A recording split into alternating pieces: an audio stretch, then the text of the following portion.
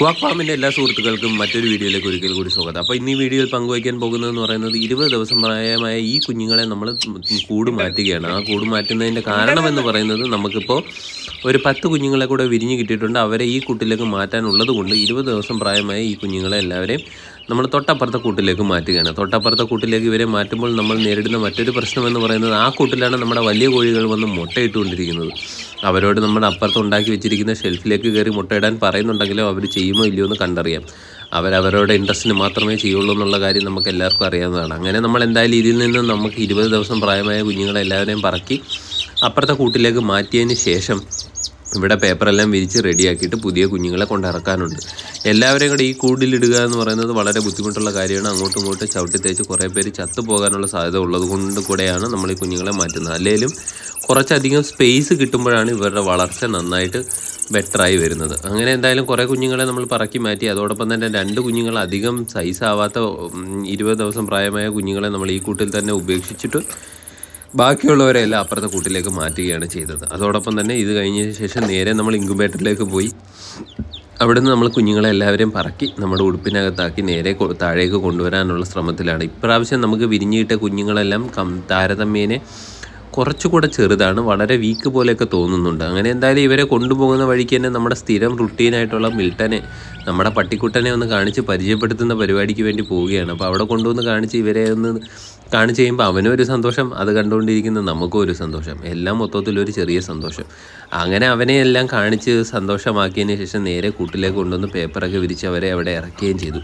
അപ്പോൾ ഇതാണ് കേട്ടോ ഞാൻ നേരത്തെ പറഞ്ഞ ഷെൽഫ് എന്ന് പറയുന്നത്. ഇവരോട് ഇവിടെ കയറി മുട്ടയിടാൻ വേണ്ടിയിട്ടാണ് ഇതിവിടെ കൊണ്ടുവച്ചിരിക്കുന്നതെങ്കിലും ഇതിവിടെ വയ്ക്കുമ്പോൾ മുട്ടയിടില്ല, എന്നാൽ പുറത്ത് വയ്ക്കുമ്പോൾ അവരധികം കയറി മുട്ട ഇടാറുമുണ്ട്. അങ്ങനെ കുഞ്ഞുങ്ങളെ എല്ലാവരെയും നമ്മൾ ഇവിടെ കൊണ്ട് ഇറക്കി.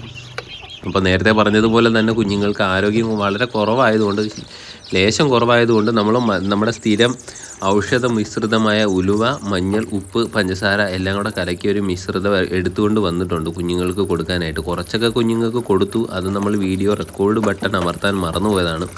എന്നാലും നിങ്ങൾക്ക് കാണാൻ വേണ്ടി നമ്മൾ 1-2 കുഞ്ഞുങ്ങൾക്ക് കൂടെ കൊടുക്കുകയാണ്. അങ്ങനെ ഇത് നമുക്ക് ഇന്ന് വിരിഞ്ഞ് കിട്ടിയ കുഞ്ഞിൽ ഒരു കുഞ്ഞാണ് കേട്ടോ. ഇത് ജനിച്ചപ്പോഴേ അത്യാവശ്യം ഇങ്ങനെയൊക്കെയാണ് ഇരിക്കുന്നത്. ഇതൊരു തരം രോഗമാണെന്ന് തന്നെയാണ് ഇപ്പോഴും നിഗമനം. ഇംഗ്ലീഷിൽ മാർക്ലീസ് രോഗം എന്ന് പറയുന്ന ഒരു രോഗമാണെന്നാണ്, ജനിതകമായി ഉണ്ടാകുന്ന ഒരു രോഗമാണെന്നാണ് തിരിച്ചറിയാൻ പറ്റിയിട്ടുള്ളത്. സുഹൃത്തുക്കൾക്ക് ആർക്കെങ്കിലും ഇതിനെപ്പറ്റി മറ്റഭിപ്രായമുണ്ടെങ്കിൽ ദയവായി കമൻറ്റിൽ രേഖപ്പെടുത്തുക. നമുക്കതിനെക്കുറിച്ച് ചർച്ച ചെയ്യാവുന്നതാണ്. അങ്ങനെ എന്തായാലും ഈ കുഞ്ഞിന് നമ്മൾ കുറച്ച് മഞ്ഞളും ഉപ്പും ഉലുവയും കൂടെ ചേർത്ത വെള്ളം കൊടുക്കുന്നുണ്ടെങ്കിലും അദ്ദേഹം വെള്ളമൊന്നും കുടിക്കുന്നില്ല. അപ്പോൾ ഇദ്ദേഹത്തിൻ്റെ ജീവനോടെ നമുക്ക് കിട്ടുന്നത് വളരെ ബുദ്ധിമുട്ടുള്ള കാര്യമായിരിക്കും. അപ്പോൾ ഈ കുഞ്ഞിൻ്റെ കാര്യത്തിൽ നമുക്ക് ഇച്ചിരി ഒന്ന് വിഷമിക്കേണ്ടി വരും. അതോടൊപ്പം തന്നെ നമ്മൾ എല്ലാ കുഞ്ഞുങ്ങൾക്കും, ഇത്തവണ കൊണ്ടുവന്ന എല്ലാ കുഞ്ഞുങ്ങൾക്കും നമ്മൾ ഇതുപോലെ വെള്ളം കൊടുക്കുന്നുണ്ട്. അപ്പോൾ ആരോഗ്യമുള്ള കുഞ്ഞുങ്ങളാണെങ്കിൽ ഇതുപോലെ വെള്ളം കൊടുക്കുമ്പോഴത്തേക്ക് അവർ ആദ്യമേ ഒന്ന് മടിച്ച് നിൽക്കുമെങ്കിലും പിന്നെ അത് നുണഞ്ഞിറക്കുന്നത് നമുക്ക് കാണാവുന്നതാണ്. അപ്പോൾ അദ്ദേഹത്തിന് അത്യാവശ്യം ആരോഗ്യമൊക്കെ ഉണ്ട്. പക്ഷേ മറ്റേ കുഞ്ഞിൻ്റെ കാര്യം കുറച്ചധികം കഷ്ടമാണ്. അങ്ങനെ എന്തായാലും നമ്മുടെ ഇൻക്യുബേറ്ററിൽ ഇനിയും മുട്ടകൾ ഇരിപ്പുണ്ട്. ആഴ്ചയിൽ വിരിഞ്ഞ് വരുന്ന തക്കത്തിലായിട്ടുള്ള മുട്ടകളെല്ലാം നമ്മൾ റെഡിയാക്കി വെച്ചിട്ടുണ്ട്. അപ്പോൾ എല്ലാ ആഴ്ചയിലും നമുക്ക് ഇതുപോലെ കുഞ്ഞുങ്ങൾ വിരിഞ്ഞ് വരികയും അവരെ എല്ലാവരെയും ബ്രൂഡറിലേക്ക് കൊണ്ടുവരാനുള്ള സാധ്യതകൾ നമ്മൾ ചിന്തിച്ചുകൊണ്ടിരിക്കുകയാണ്. അതോടൊപ്പം തന്നെ നമ്മുടെ ഈ ഹീറ്റ് ബൾബ്, ഇപ്പോൾ തന്നെ ഞാനിവിടെ കൈയിട്ട് കുഞ്ഞുങ്ങൾക്ക് വെള്ളം കൊടുക്കുമ്പോൾ വളരെയധികം ചൂടാണ് കേട്ടോ വരുന്നത്. അപ്പോൾ ഈ ചൂടിനെ നിയന്ത്രിക്കാനും അതോടൊപ്പം തന്നെ കറണ്ട് ബില്ല് കുറയ്ക്കാനും വേണ്ടിയിട്ട് നമ്മൾ ഈ ഹീറ്റ് ബൾബിനകത്തൊരു ടൈമർ സെറ്റപ്പ് ചെയ്യാനുള്ള പ്ലാനിങ്ങിലായിട്ടുണ്ട്. അതോടൊപ്പം തന്നെ നമ്മുടെ ബ്രൂഡർ ഒന്നുകൂടെ അപ്ഗ്രേഡ് ചെയ്യാനും എല്ലാം നമ്മൾ പ്ലാൻ ഇടുന്നുണ്ട്. ഈ കാണുന്നത് വളരെ ചെറിയൊരു കുഞ്ഞാണ് കേട്ടോ. ഇദ്ദേഹത്തിന് വളരെ വളരെ ചെറുതാണ്, വളരെ വീക്കാണ്. എന്നാലും അദ്ദേഹത്തിന് നമ്മൾ ഇതുപോലെ ഡ്രിപ്പറിൽ വെള്ളമൊക്കെ വെച്ച് കൊടുത്തിട്ട് ഇവരെല്ലാവരും തീറ്റ തിന്നാൻ വിട്ടിരിക്കുകയാണ്. അപ്പോൾ തീറ്റ തിന്നുന്നതിൻ്റെ ഒരു ലോങ് വീഡിയോ നമ്മൾ കുറച്ച് ഫാസ്റ്റാക്കി പ്ലേ ചെയ്തിരിക്കുകയാണ് നിങ്ങൾ സുഹൃത്തുക്കൾക്ക് എല്ലാവർക്കും കാണാനായിട്ട്. അതോടൊപ്പം തന്നെ എവിടെയെല്ലാം കിടക്കുന്ന തീറ്റകളെല്ലാം ഇവർ ഓടി നടന്ന് കൊത്തിപ്പറക്കാനുള്ള ശ്രമത്തിലാണ്. ഇന്ന് നമ്മളിവരെ കൊണ്ടിറക്കിയിട്ട് ആദ്യത്തെ രാത്രി മാത്രമേ ആയിട്ടുള്ളൂ. തീർച്ചയായിട്ടും ഈ വീഡിയോയിൽ തന്നെ നമ്മൾ ഇവരുടെ 2-ാമത്തെ ദിവസം 3-ാമത്തെ ദിവസം കാണിക്കുന്നതാണ്. എന്തായാലും വീഡിയോ ഫുള്ളായിട്ട് കാണാൻ നമ്മുടെ സുഹൃത്തുക്കളെല്ലാവരും മാക്സിമം ശ്രമിക്കണമെന്ന് അപേക്ഷിക്കുന്നു.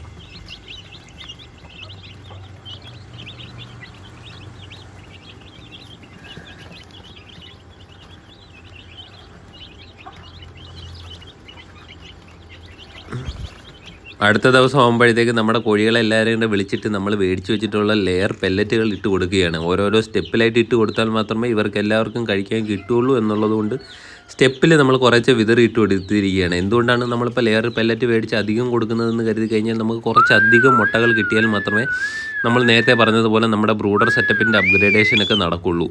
അതോടൊപ്പം തന്നെ നമ്മളിന്ന് കണ്ട മറ്റൊരു കാര്യം എന്ന് പറയുന്നത്, അപ്പുറത്തെ ഷെൽഫിൽ മുട്ടയിടാൻ പറഞ്ഞിട്ട് ഷെൽഫെല്ലാം റെഡിയാക്കിയെങ്കിൽ അവർ പോയി മുട്ടയിട്ട് വെച്ചിരിക്കുന്നത് നമ്മുടെ വെള്ളം കൊടുക്കുന്ന പാത്രത്തിനകത്തുള്ള ഒരു കറിവിലാണ്. അങ്ങനെ പിറ്റേ ദിവസം നമ്മുടെ കുഞ്ഞുങ്ങളുടെ അവസ്ഥയാണിത്. ഇന്നലെ കൊണ്ടുവന്ന കുഞ്ഞുങ്ങൾ, അതോടൊപ്പം തന്നെ 6 ദിവസം പ്രായമായിട്ടുള്ള കുഞ്ഞുങ്ങൾ, 12 ദിവസം പ്രായമായിട്ടുള്ള കുഞ്ഞുങ്ങളും ആ കൂട്ടിൽ കിടപ്പുണ്ട്.